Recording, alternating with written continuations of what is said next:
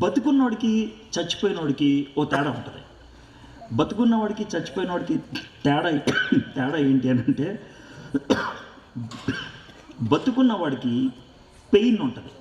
Pain అంటే తెలుసు కదా, నొప్పి. చచ్చిపోయినవాడికి నొప్పి ఉండదు. ఇది డిఫరెన్స్. దీన్ని నేను బాగా సెంటిమెంటల్గా ఒకరోజు గమనించాను.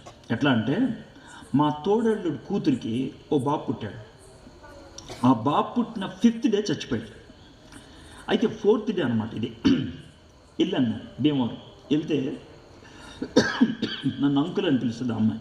అంకుల్ మా బాబు చచ్చిపోతున్నాడు అని అంటే, భీమవరంలో నాకు తెలిసిన ఒక డాక్టర్ ఉన్నాడు. ఆ డాక్టర్ అయితే తీసుకెళ్తే బాగా క్లోజ్ ఫ్రెండ్ అనమాట, మహేష్ అనే డాక్టర్. అతను ఏం చేశాడంటే బెడ్ మీద పడుకోబెట్టి ఫ్యాట్ మ్యాన్ కొట్టాడు. 4 రోజులు బాబు కొట్టాడు. ఎక్కడ కొట్టాడు అనుకున్నారు? ఇక్కడ కొట్టాడు. కొడితే నాకు గుండె మీద కొట్టిన సౌండ్ వచ్చింది. అంటే అలా అనిపించింది అన్నమాట, అన్నట్లు అనిపించింది. కొట్టిన తర్వాత నా ఇంక చూసే కష్టం రా అని అన్నాడు. నేను అలా అన్న తర్వాత అదేంటి అలా కొట్టే ఉన్నాడు. అన్ని క్వశ్చన్ తెలుసారా? నొప్పి జీవానికి సాదృశ్యమరా అన్నాడు. నొప్పి జీవానికి సాదృశ్యం. నొప్పి లేకపోతే నీకు జీవం లేదని అర్థం. ఇది ఫిజికల్ ప్రపంచానికే కాదు, ఆత్మీయ ప్రపంచానికి కూడా. ఓకే, ఆత్మీయ ప్రపంచానికి కూడా నొప్పి ఉండాలి. నొప్పి అంటే ఏంటి చెప్పమంటారా? ఆత్మీయ ప్రపంచానికి ఓకే. సిగరెట్లు తాగేవాళ్ళు 2 రకాలు ఉంటారు. కొంతమంది సిగరెట్ తాగుతారు, తాగేసిన తర్వాత అని పడుకుంటారు, ఇది ఒక జాతి. ఇంకొంతమంది సిగరెట్ తాగుతారు, ఎవరికైనా తెలుసుద్దేమో, తెలిస్తే ఎలా ఉంటుందో, మా మమ్మీకి తెలిసిపోద్దేమో. ఈ 2 వాటిలో తేడా మీకు తెలుస్తుంది కదా. ఒకడికి నొప్పి లేదు, సిగరెట్ తాగాను అనే బాధ లేదు. ఇంకోటికి నొప్పి ఉంది, కొంచెం టెన్షన్ ఉంది. వీళ్ళిద్దరిలో 2వ జాతి ఉన్నది చూసారా, వాళ్ళని సేవ్ చేయటం సులభం. మొదటి జాతం చూసావా, అయిపోయిందిరా బాబు, అది టైం. ఇప్పుడు మీకు అర్థమైంది కదా, సంగ్రామము అనే అంశానికి అది మెయిన్ ఇష్యూ అనమాట. అంటే నీలో జీవం ఉంటే ఇది వద్దు అనే పోరాటం లోన్ నుంచి వస్తుంది. లోన్ నుంచి పోరాటం లేకపోతే మనం ఇంకేం చేస్తాం? ఇప్పుడు నిద్రపోయేవాడిని లేపచ్చా? లేపచ్చు. మరి ఎవరిని లేపలేను? నటించేవాడిని ఎవరు లేపలేడు. ఇప్పుడు మీకు అర్థమైంది కదా. సో నటించేవాడిని ఎవరు లేపలేరు. కాబట్టి ఈ సంగ్రామము అనేది ఎలా ఉంటుంది అనే దాన్ని ఈరోజు చూద్దాం. దీన్ని బేస్ చేసుకొని ఒక మహానుభావుడు, క్రైస్తవుడు అంటే ఎవరు అని అంటే, క్రైస్తవుడు అంటే క్రీస్తు ఏర్పరచుకున్న సైనికుడు అని అన్నాడు. సైనికుడికి 3 ప్లేసులు ఉంటాయి. సైనికుడికి 3 ప్లేసులు. ఈ 3 ప్లేసుల్లో ఏదో ప్లేస్లో ఉండాలి మీరు. ఈ 3 ప్లేసుల్లో లేకపోతే మీరు సైనికుడు కాదు. మీరు సైనికుడు కాకపోతే మీకు యేసయ్యకి సంబంధం లేదు. ఏంటి సార్ 3 ప్లేసులు అంటారు? ఒకటి, యుద్ధానికి వెళ్ళడానికి రెడీ అయ్యారు, ఇదో ప్లేస్. రెండోది, యుద్ధం చేస్తూ మధ్యలో ఉన్నారు. మూడోది, ఇప్పుడే యుద్ధం నుంచి బయటకు వచ్చారు. అంటే ఈ 3 ప్లేసులే. ఈ 3 ప్లేసుల్లో ఏదో ప్లేస్లో ఉండాలి. ఇప్పుడే యుద్ధానికి రెడీ అయ్యి వెళ్తున్నారు. అంటే ఏంటి? రేపు పొద్దున్న ఇది పరిస్థితి, ఏం చేయాలో అర్థం కావట్లేదు, ఇది నాకున్న టెన్షన్. ఇది కొంతమందిది. ఏం చెప్పాలని బాబు, ఇరుక్కుపోయి ఉన్నానండి మధ్యలో, ఇది రెండోది. అమ్మాయ ఇప్పుడే బయటకు వచ్చానండి బాబు, ఇది మూడోది. నాకు అర్థమైంది కదా. ఈ 3 ప్లేసుల్లో ఏదో ప్లేస్లో ఉండాలి. ఒకవేళ మిమ్మల్ని ఆత్మీయంగా ఎవరన్నా పలకరించి ఎలా ఉన్నారంటే అంత బాగుందండి అని అంటే పడుకున్నారని అర్థం. నాకు అర్థమైంది కదా. సైనికుడు పడుకోడు, ఎప్పుడు కూడా రెడీగానే ఉంటాడు. అది పరిస్థితి. సో ఈ 3 ఏదో ఒక ప్లేస్లో మనం ఉండాలి. ఎక్కడున్నాం అనేది ఆలోచించుకోండి. సో కాబట్టి ఈరోజు రేపు నేను తీసుకునేటువంటి సెషన్స్లో నాకున్నటువంటి అంశం ఏంటంటే, ఈరోజు ఫస్ట్ సెషన్ కాబట్టి నేను టార్గెట్ చేసేది ఎవరి గురించి అంటే, యుద్ధానికి వెళ్ళే వాళ్ళ గురించి టార్గెట్ చేస్తున్నాను. ఇప్పుడు ఒకవేళ నువ్వు యుద్ధానికి వెళ్తున్నట్లయితే, లేదా యుద్ధం అనే పరిస్థితి నీకు ఏర్పడుతుంది అనుకుంటే, how do you face it, దాన్ని ఏ విధంగా ఎదుర్కోవాలి, దాన్ని బైబిల్లోంచి ఒక మోడల్ మీకు చూపించాలనుకుంటున్నాను. ఇప్పుడు బైబిల్లో ఎలా ఉంటుంది అని అంటే, ఓ పెళ్ళి ఉందనుకోండి, పెళ్ళిలో అందరినీ వీడియో తీస్తూ ఉంటారు. అయితే ఎక్కడైనా ఒక అమ్మాయి దగ్గరికి వచ్చినప్పుడు వీడియోగ్రాఫర్ ఆగిపోయాడు అనుకోండి, అర్థమైందా, కొంచెం జూమ్ అవుట్ అయిపోయి అమ్మాయి ఫేస్ బాగా చూపించి తర్వాత అమ్మాయి సిగ్గుపడతా ఉంటే అప్పుడు పక్క వెళ్ళిపోయాడు అనుకోండి, దాని అర్థం ఏంటంటే ఈ 2 ఏదో ఒకటి జరుగుతుందని అర్థం. అయితే ఫోటోగ్రాఫర్కి అమ్మాయి నచ్చి ఉండాలి, లేదా పెళ్ళికొడుక్కి పెళ్ళికూతురికి క్లోజ్ అయి ఉండాలి. అందుకనే ఆ క్లోజప్లోకి వచ్చారు. మిగిలిన వాళ్ళని ఎవరిని ఎందుకు చూపించలేదంటే వాళ్ళకి పెద్ద అవసరం లేదు కాబట్టి. బైబిల్ చరిత్ర కూడా అలాగే రాసుకుంటూ వచ్చారు. అవసరం లేదనుకోండి అలా లైట్గా చూపించుకుంటూ వెళ్ళిపోయారు. అవసరం అనుకోండి క్లోజప్లోకి వచ్చేస్తారు. ఇప్పుడు అవసరం లేని అని అంటే అబ్రహాము ఫిలిస్తీన్ల దేశంలో అనేక సంవత్సరములు గడిపాను. ఆ ఒక్క వచనంలో ఓ 25 ఏళ్ళు వెళ్ళిపోతాయి. 25 ఏళ్ళు అర్థమైందా? ఆ తర్వాత ఒక సాయంత్రం పూట దేవుడు అబ్రహాముకు కనబడి నువ్వు నీ కుమారుని నాకు బలి అన్నాడు. అది ఎంతసేపు పట్టింది? 30 సెకండ్లు. 25 సంవత్సరాలకు ఒక వచనం అయితే 30 సెకండ్లకు ఒక వచనం. చూసారు, అది క్లోజప్ షాట్ అన్నమాట. అంటే దాంట్లోంచి మనం నేర్చుకునేది ఏదో ఉంది, అందుకనే క్లోజప్ షాట్లోకి తీసుకొచ్చాడు దేవుడు. అదేవిధంగా ఈరోజు నేను ఒక రాజు గురించి మీతో చెప్పదలుచుకుంటాను. ఆ రాజు చరిత్ర 4 చాప్టర్లు ఉంది బైబిల్లో, 4 చాప్టర్లు. ఆయన దగ్గర 40 ఏళ్ళు పరిపాలించాడు. 40 ఏళ్ళు పరిపాలన గురించి మనకి 4 అధ్యాయాల్లో రాస్తే అందుట్లో ఒక అధ్యాయం ఓ రోజు జరిగిన పని. అందుట్లో ఒక అధ్యాయం ఒక రోజు జరిగిన పని. 40 సంవత్సరాలకి 4 అధ్యాయాలు, ఒక రోజుకు ఒక అధ్యాయం. ఎలా ఉంది అసలు? ఎందుకు అలా అంటే ఆ రాజు జీవితంలో మానవులంగా మనం ఏమన్నా నేర్చుకోవాల్సిన ఏమన్నా ఐటమ్ ఒకటి ఉందంటే అది ఒకటే. అందుకే దేవుడు ఏం చేశాడంటే ఆ ఐటమ్ గురించి పూర్తి డీటెయిల్ ఇచ్చుకుంటూ వచ్చేసాడు అన్నమాట.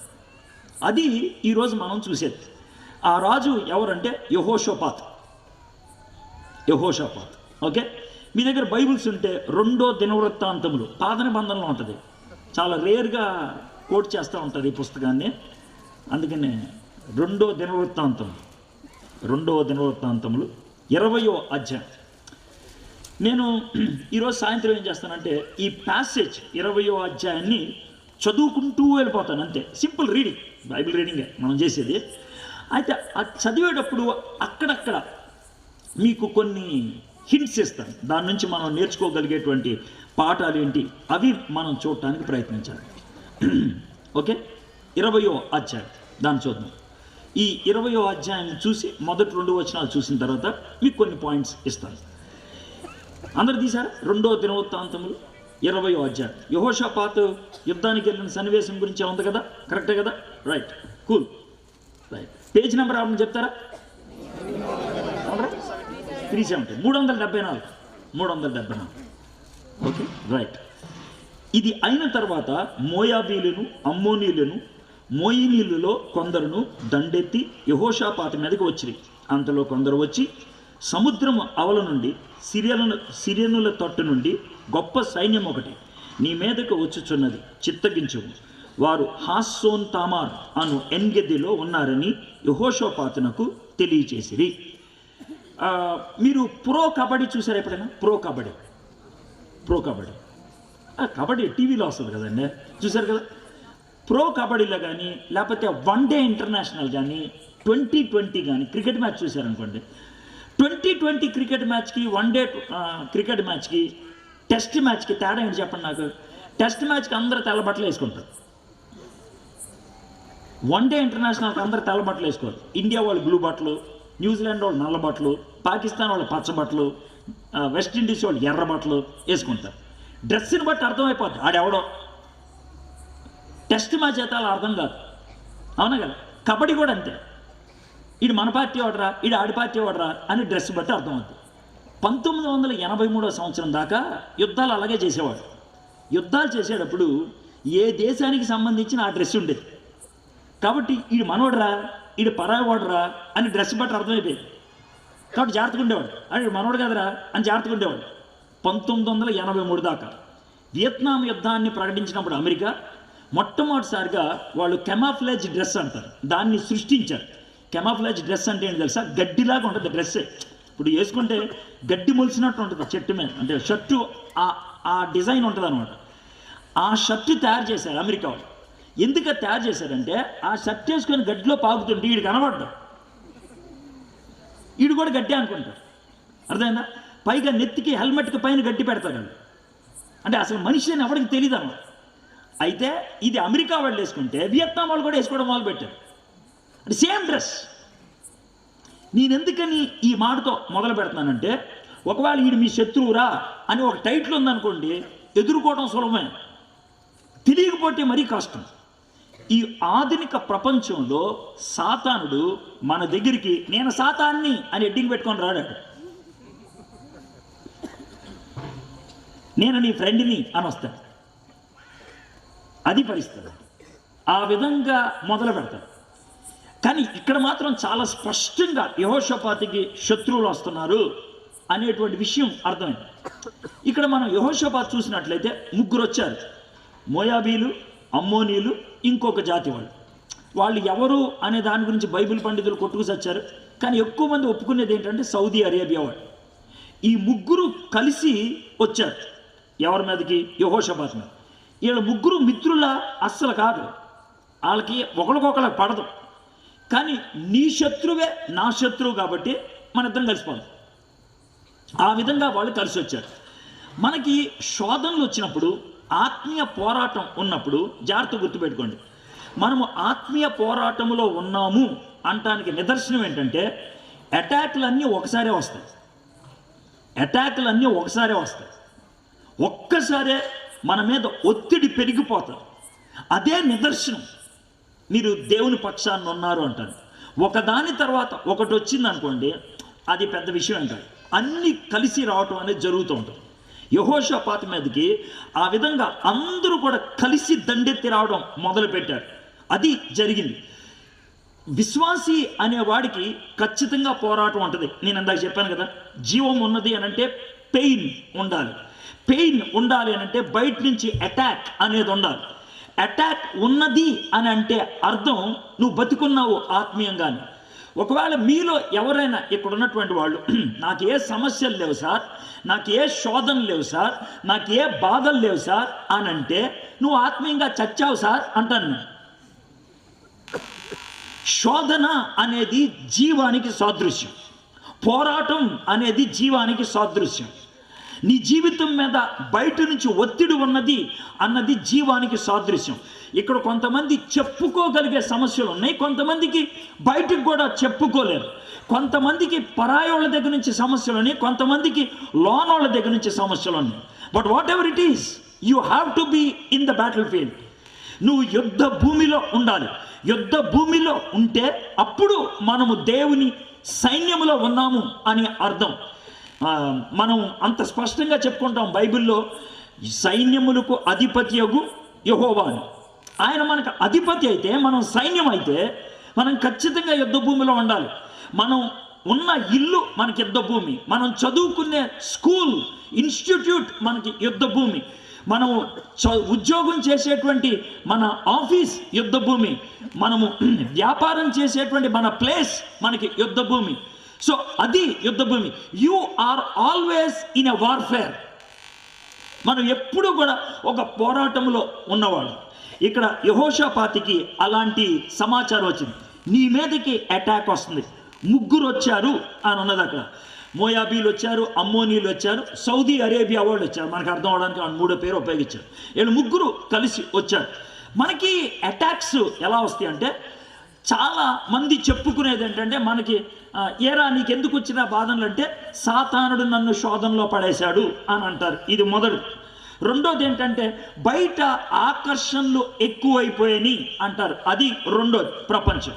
అయితే మీకు ఒక మాట చెప్తా, ఇక్కడ కూర్చున్నటువంటి మనందరిలో సాతానుడు మన దగ్గరికి వచ్చి శోధించే అంత సీన్ మనలో ఎవరికి లేదు. మళ్ళీ జాగ్రత్త చెప్తున్నాను, జాగ్రత్తగానండి.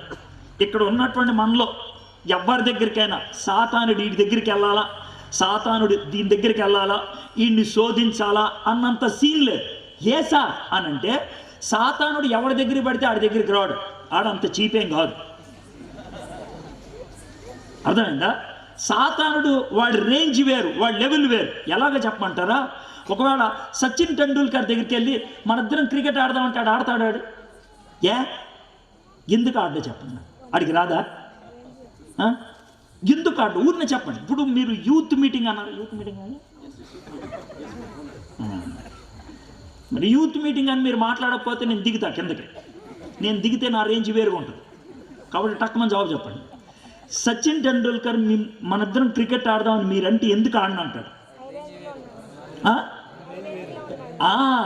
నా రేంజ్ కాదురా నీదని అర్థం. నా రేంజ్ కాదు కాబట్టి నేను అని అంటాడు. సాతానుడు పడేశాడంటే నీ దగ్గరికి వచ్చే అంత చవక కాదురా నేను అని అంటాడు. ఎందుకంటే సాతానుడు సర్వవ్యామి కాదు, ఆడు ఒక్కచోటే ఉంటాడు. అని పెద్ద పెద్దవాడు చూసుకుంటాడు. జీసస్ క్రైస్టు, అపోస్తుడైన పౌలు, భక్సింగ్ గారు ఇలాంటి వాడు చూసుకుంటాడు. అర్థమైందా? ఆయన పనికి మాలిన మన వాళ్ళ దగ్గరికి ఎందుకు వస్తాడు? ఆయన మన దగ్గరికి ఎవరు వస్తారంటే ఆడ అసిస్టెంట్లు ఎవడో వస్తారు. చిన్నోడు దోతలనే పదం ఉపయోగిస్తాడు, మళ్ళీ వేరుగా అర్థం అవుతుంది. కరెక్ట్ పదం ఉపయోగించాలి. చిన్న దెయ్యాలు వస్తాయి, అది అర్థమైందా? అది పరిస్థితి. కాబట్టి మన దగ్గరికి సాతానుడు వచ్చే అంత సీన్ లేదు. ఇది మొదటి. రెండోది, ప్రపంచం శోధించే అంత సీన్ మనకుందా అని అంటే ఓ చిన్న మాట. యవనస్తులు కాబట్టి దుప్పటి కప్పుకొని తప్పుడు ఆలోచనలోకి వెళ్ళటానికి అవకాశం ఉందా లేదా? మీరు జవాబు చెప్పాలి. దుప్పటి కప్పుకొని, అర్థమైందా? ప్రపంచంలో ఏం కనపడట్లా, దుప్పటి కప్పేసుకొని నువ్వు లోన సినిమా వేసుకోవచ్చా లేదా? మీరు మాట్లాడకపోతే నేను కిందకి దిగుతా. అప్పుడు నీకు ఏ ప్రపంచం సహాయం చేసింది? ఏది సహాయం చేయాల, నువ్వే. కాబట్టి మనకి రెండోది కూడా పెద్ద అవసరం లేదు. మనకున్న మెయిన్ శత్రువు ఎక్కడున్నాడు చెప్పండి? ఇప్పుడు మనలోనే ఉన్నాడు, బయట ఎక్కడ లేడు, మనలోనే ఉన్నాడు శత్రువు. వాడి మీద మనం విజయాన్ని సాధించగలుగున్నాం. ప్రపంచాన్ని గెలవడం చాలా సులభం, మన మీద మనం గెలుపొందడమే చాలా కష్టం, చాలా కష్టం. క్లార్క్ పినాకో అనేటువంటి ఆయన గొప్ప శాస్త్రవేత్త, నాసాలో పనిచేస్తాడు. ఆయన ఒక యంత్రాన్ని తయారు చేశాడు, దాని పేరు పాత్ ఫైండర్ యంత్రం. మీరు ఒకవేళ గూగుల్ చేశారనుకోండి పాత్ ఫైండర్, దాని గురించి వస్తుంది.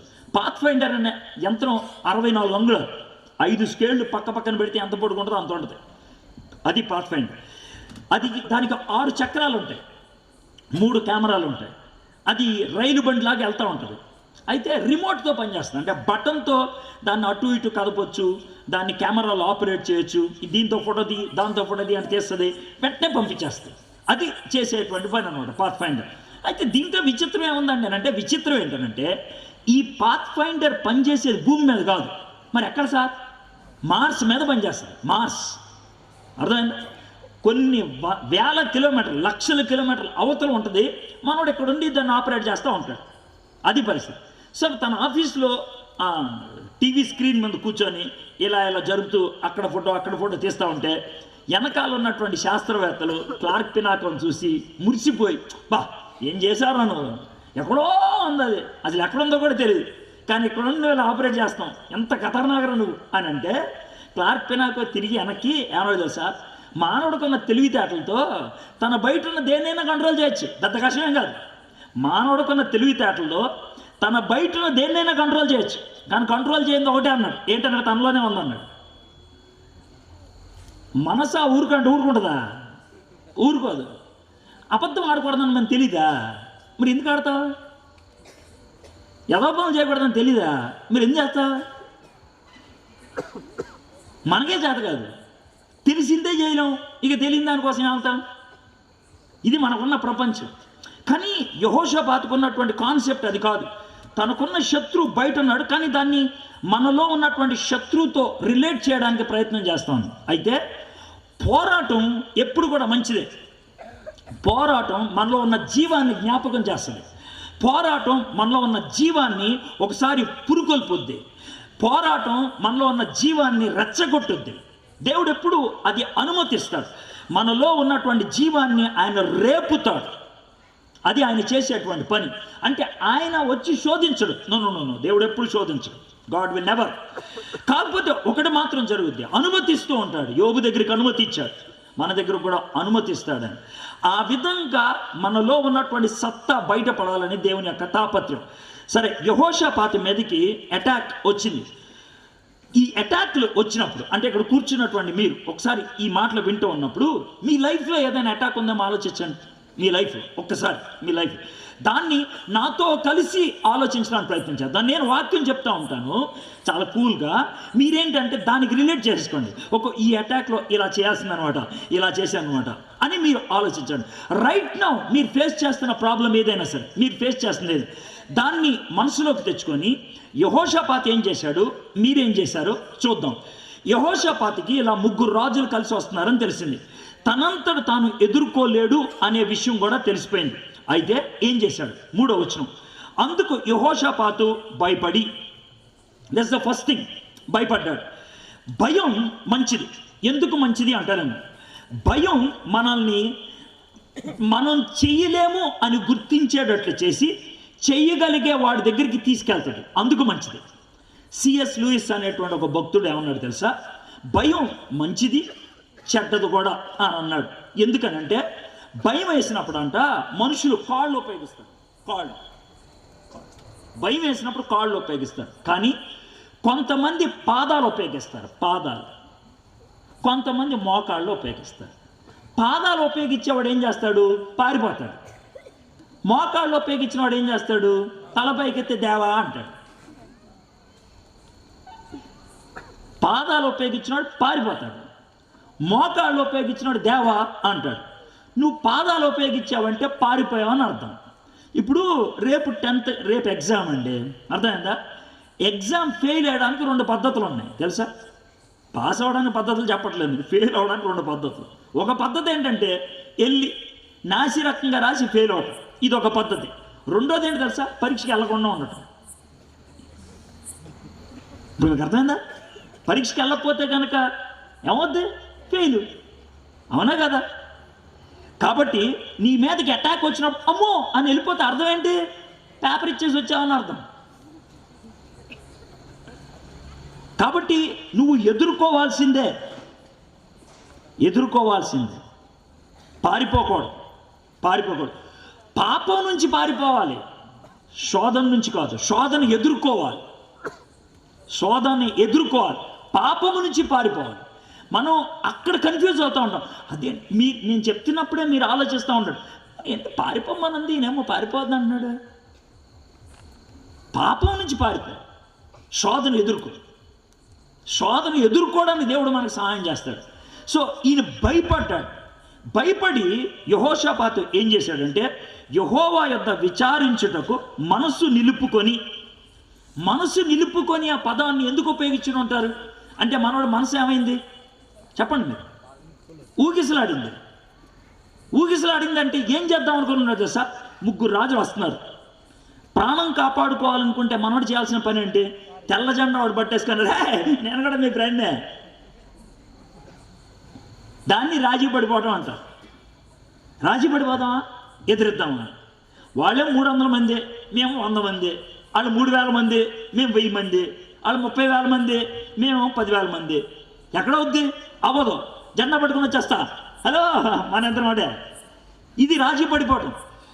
చాలామంది మన జీవితాల్లో రాజీ పడిపోయిన వాళ్ళే మళ్ళీ రాజీకి విపరీతమైన లాజికల్ స్టేట్మెంట్లు వేస్తూ ఉంటారు. ఎలా అంటే, సార్ బైబిల్లో ఎక్కడైనా సినిమాలు చూడొద్దని ఉందా? అదే బైబిల్లో ఎక్కడైనా సినిమాలు చూడొద్దని ఉందా? ఎక్కడుందో ఒక్కసారి చూపించండి నాకు. ఒకసారి ఒక కుర్రోడు హైదరాబాద్ నుంచి ఫోన్ చేశాడు. అది పేరు కూడా చెప్తాను, మార్టిన్ అని. వాళ్ళ నాన్న పాస్టర్. అర్ధరాత్రి 11:30 ఫోన్ చేశాడు. 11:50కి ఎప్పుడు దాని షామీర్పేట నుంచి ఫోన్ చేశాడు. షామీర్పేటలో రేక్ ఉంటుంది, అక్కడ ఉన్నాడు వాడు. అక్కడి నుంచి ఫోన్ చేశాడు. అన్న నేనన్నా మార్టిన్ అన్నాడు. ఏంట్రా అన్నాడు. అన్న నేను షామీర్పేట దగ్గర ఉన్నాను అన్నాడు. ఏరా ఇప్పుడు ఎందుకు అన్నట్టు ఊరిన ఫ్రెండ్స్తో వచ్చానన్నాడు. ఏంట్రా ఎప్పుడు ఫోన్ చేసామన్నా? ఏం లేదన్నా నాకు చిన్న క్వశ్చన్ అన్న, బైబిల్లో ఎక్కడైనా మందు కొడితే పాపం అని ఉందా అని అన్నాడు. అంటే ఎందుకురా అని అంటే, ఏం లేదన్నా బైబిల్ మనం ఉన్నదన్నట్లుగా పాటించాలి కదా. ఒకవేళ మందు కొడితే పాపం అని ఉందనుకో, ఖచ్చితంగా అది పాపమే, దాంట్లో ఇక మన డౌట్ లేదు, మనం చేయకూడదు అని అన్నాడు.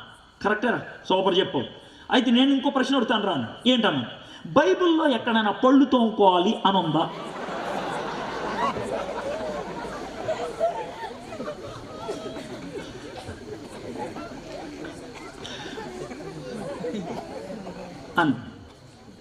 అంటే వాడు మాట్లాడుతూ, అరే నువ్వు ఉన్నానన్నా అన్నాడు. మరి దీన్ని జవాబు చెప్పరా? రేపు నుంచి నువ్వు పళ్ళు తోముకున్నట్లు నాకు తెలిసిందనుకో, నువ్వు అబద్ధ ప్రవక్తవి, సాతానుకి సహోదరుడివి, దేవునికి వ్యతిరేకివి అని ఇలా డైలాగ్ అన్న ఆపు ఆపు ఆపు. మరి నువ్వు ఎందుకు పళ్ళు తోముకుంటున్నావు? నాకు ఒక్క రెఫరెన్స్ ఇవ్వండి, ఒక్క రెఫరెన్స్. అన్న పళ్ళు తోముకోకపోతే వాసన వస్తుంది అన్న, పళ్ళు తోముకోకపోతే పళ్ళు ఊడిపోతాయి అన్న, పళ్ళు తోముకోకపోతే ఒక విధంగా చచ్చిపోతామన్న. బైబిల్ చెప్పిందా పళ్ళు తోముకోరా అని? మరి ఏం చెప్పింది? బుర్ర చెప్పిందని. ఈ బుర్ర ఎవడిచ్చాడు? ఎవడిచ్చాడు?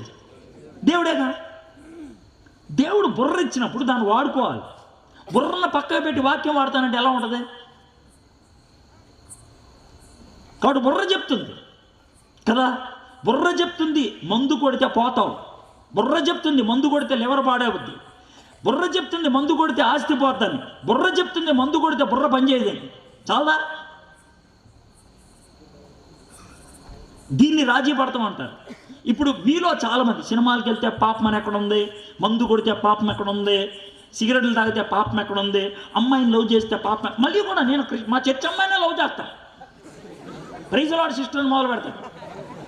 అంటే తెలుగులో అయితే బాగుంటుంది, చెల్లి బాగున్నావు అంటాడు, కొన్ని రోజులు అయిన తర్వాత చెల్లి అంటాడు. తెలుగు వచ్చినాడు బాగా అర్థం అవుద్ది. చెల్లికి చెలికి తేడా అంటాడు. చెల్లి అంటే సిస్టరు, చెలి అంటే సిస్టర్ కాదు, లవరు.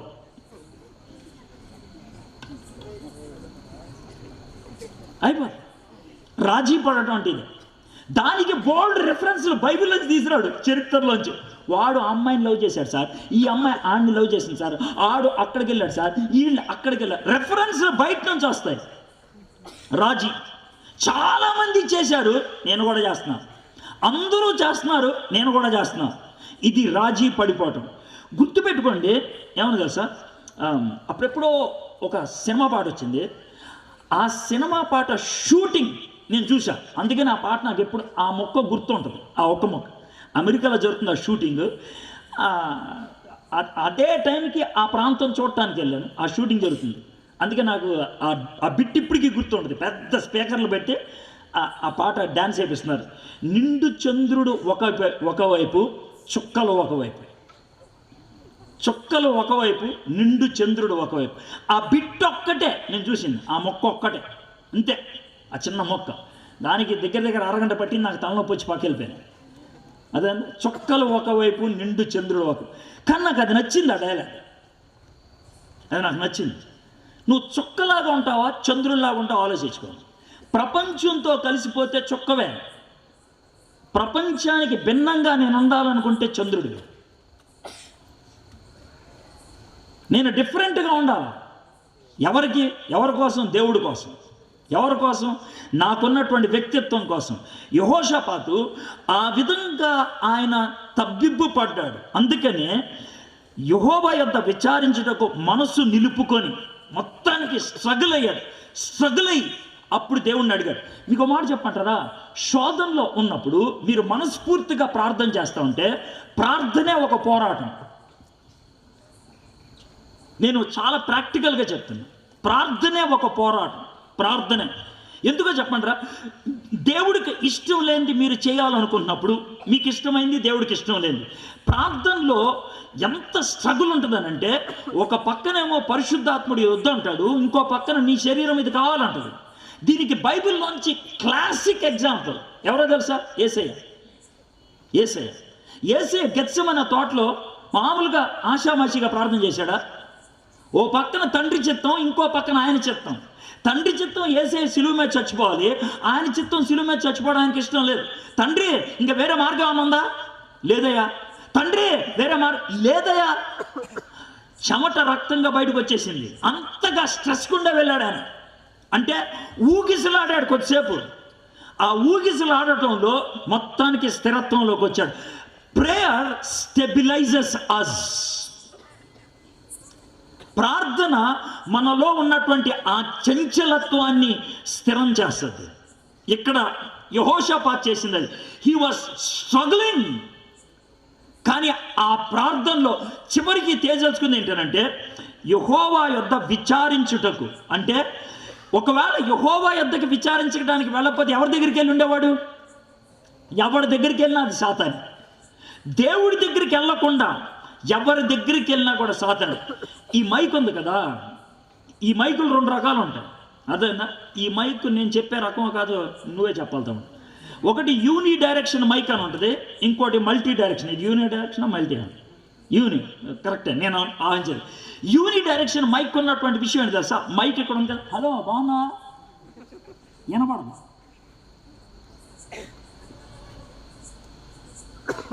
హలో బాగున్నావా, వినపడదు. హలో బాగున్నావా, వినపడుతుంది. దీని యొక్క రేంజ్ ఇదే. మనము దేవుని చిత్తం చేయటం అనేది రేంజ్ చాలా నేరో. కొంచెం పక్కకెళ్ళిన సౌండ్ అవుట్, కొంచెం పక్కకెళ్ళిన సౌండ్ అవుట్. చాలా నేరం ఉంటుంది. క్రికెట్ పిచ్ చాలా వెడల్పు ఉంటుంది, వికెట్లు ఉండేది మధ్యలో 3. ఇప్పుడు మీకు అర్థమైంది కదా, బౌలింగ్ ఎవడైనా చేస్తాడు, వికెట్ మీద పట్టడం ఇంపార్టెంట్. ప్రార్థన ఎవడైనా చేస్తాడు, కానీ ప్రార్థన వికెట్కి టచ్ అవ్వాలి. మీకు అర్థమయ్యే భాషలో చెప్తున్నాను, మీకు అర్థమయ్యే భాషలో వికెట్ పడాలా, అది విషయం. మనకి షూటింగ్ వేస్తారు కదా, దానికి పెద్ద డబ్బా పెడతారు. డబ్బా తగలటం పెద్ద విషయం కాదు, సెంటర్లో తగలాలి అది.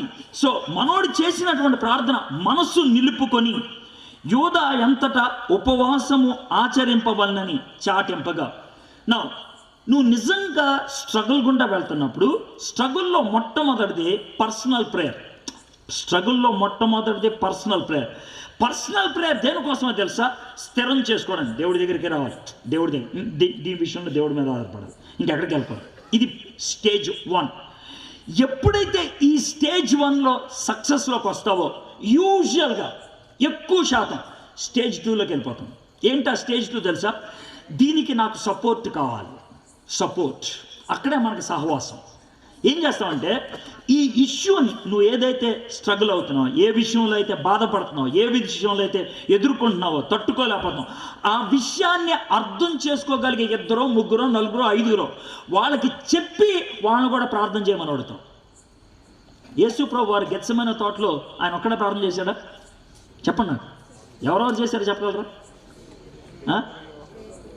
యేసు ప్రభు 3 శిష్యులు చేశారు. ఇంకెవరు చేశారు తెలుసా? తండ్రి పరలోకం నుంచి దేవదూతను పంపించాడు, ఎందుకంటే మావాడు ఒక్కడే స్ట్రగుల్ అవుతున్నాడు అని. దేవుడికి తెలుసు మానవుడు ఒంటరిగా పోరాటాన్ని పోరాడలేడు, అందుకనే ఆ నమూనా మనకిచ్చాడు. కాబట్టి నేను ఒక్కడనే పోరాడతా అని ఎప్పుడు అనుకోవద్దు, సపోర్ట్ కావాలి. దానియేలు అంటాడు, నేను రాత్రికి ప్రార్థన చేస్తా ఈ కళకి భావం ఏంటో తెలుసుకోవడానికి అని 3 మిత్రులతో మీరు ప్రార్థనలో గడపండి అని అన్నాడు. We need prayer support. యెహోషాపాతు చేసింది అదే. ఆయన మనసు నిబ్రం చేసుకున్నాడు దేవుణ్ణి అడగాలని. రెండోది ఉపవాసాన్ని ప్రకటించాడు, అందరూ ప్రార్థన చేయండి రా, ప్రే. ఎస్తేరు కూడా అదే చేసింది. నేను రాజుగారితో మాట్లాడతాను, మీరు అందరూ ఉపవాసం ఉండండి. బ్యూటిఫుల్. బైబిల్లో ఎన్ని ఉదాహరణలు ఉన్నాయో చూడండి. దీన్నంతటి బట్టి దేవుడు ఏమని చెప్తున్నాడు తెలుసా? హలో, పోరాటానికి నీకు 2 కావాలి. ఎవరెవరు? నువ్వు నాతో లింక్ ఉండాలి, రెండోది నాతో లింక్ ఉన్న వాళ్ళు కావాలి నీకు. 2 అర్థమవుతుందా? నాతో లింక్ ఉండాలి, రెండోది నాతో లింక్ ఉన్న వాళ్ళని కావాలి. ఈ 2 ఉంటే అప్పుడు పోరాటంలో నువ్వు గెలుస్తావు, లేదా పోతావు. యెహోషాపాతు ఒక్క ప్రార్థన చేసుకుని వెళ్తే గెలిచి ఉండేవాడా? కాదు. ఇప్పుడు మీకు అర్థమైందా? Why we need fellowship? ఎందుకు మనకి సహవాసం అవసరం? మీకు అర్థమైందా? 2 పనులు ఒంటరిగా ఎవడ చేయలేడంట. ఒకటి పెళ్ళి ఒక్కడే చేసుకోలేడు, చేసుకుంటాడు పెళ్ళి. ఒకవేళ మీకు ఎవరన్నా పెళ్లి కార్డు ఇచ్చారనుకోండి, పెళ్లి కార్డు ఇస్తే కనుక మీరు అడిగే మాట ఒకటే, పెళ్లి కూతురు ఎవరండి? ఎవరు లేరండి, నన్ను నేనే పెళ్లి చేసుకుంటానంటే ఎలా ఉంటుంది? యూ కెనాట్ సే దట్, నన్ను నేనే పెళ్లి చేసుకుంటాను అని అనలేవు. యూ నీడ్ సంబడి, నీ పక్కన ఎవరో ఒకళ్ళు ఉండాలి. ఏ విధంగా పెళ్ళి ఒంటరిగా చేసుకోలేమో, విశ్వాస పోరాటాన్ని ఒంటరిగా చేయలేము. విశ్వాస పోరాటంలో మనకి 2 కావాలి. క్రీస్తు కావాలి, మనకి క్రీస్తు నెరిగినటువంటి వాళ్ళు కావాలి. అందుకనే యేసు ప్రభు వారు శిష్యుల్ని పంపించేటప్పుడు 2 పంపించాడు. ఎందుకంటే వాడు పడిపోతే ఒకడు లేపుతాడని. యెహోషాపాతు ఆ సత్యాన్ని గ్రహించాడు, అందుకనే ఉపవాసాన్ని ఆయన ప్రకటించాడు.